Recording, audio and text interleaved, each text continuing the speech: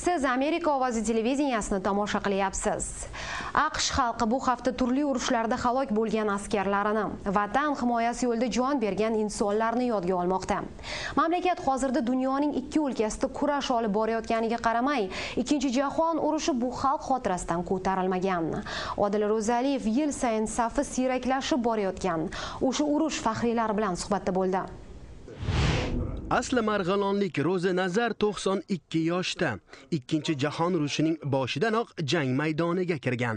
Avval sovetlar safida, so'ng ikki joydan yaralangach, Wehrmacht qoshida tuzilgan Turkiston legionida xizmat qilgan. Keyin borgandan keyin ko'p asl lagerlaridan kelgan yurtdoshlarimiz, o'zbek, qozoq, qirg'iz, turkmen, tojik, bular keldiler. U yerda 9 ta rota tashkil bo'ldi.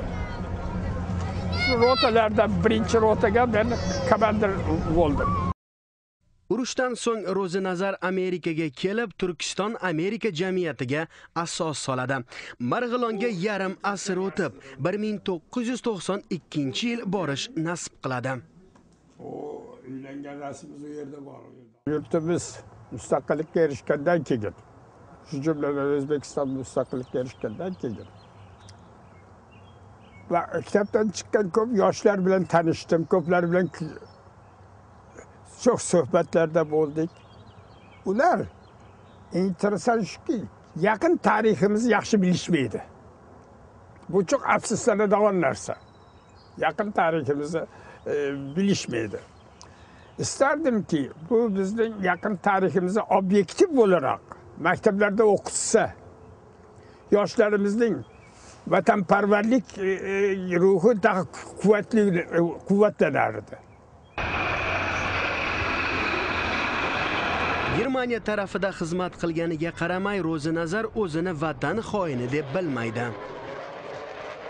Mustafa Cho'qayning g'oyasi Turkiston birligini yaratish va uni mustaqillikka erishtirish. Shu sohada u kurashgan inson. Biz uning bu g'oyasi biz uchun bayroq bo'ldi. Biz shu g'oyaning orqasidan ketdik. Afsuski Mustafa Cho'qay Turkiston legioni qurilganida ko'ralmadi. Biz hatto shu deganmizki, agar shayton Moskvaga qarshi kurashsa, biz shayton orqasidan ketamiz deganmiz. Yil sayin urush faxriylari soni kamayib bormoqda. Vatan uchun jonini fido qilganlarni xotirlash va yoshlarga Ikkinchi jahon urushi haqida saboq berish maqsadida Washingtonda 5 yil burun xotira maydoni ochildi.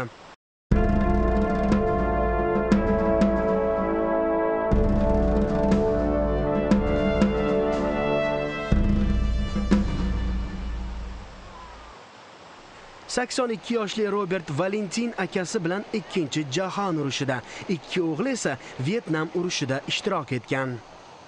It was in March 1944.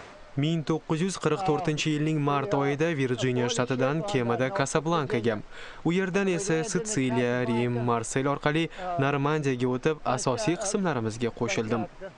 1944-yilning 6-iyunida Ikkinchi jahon urushida ikkinchi front ochiladi. Qo'shma Shtatlar Normandiyaga katta desant chiqarib, g'alabaga o'z hissasini qo'shadi. Ammo 9-may Amerikada g'alaba kuni sifatida nishonlanmaydi.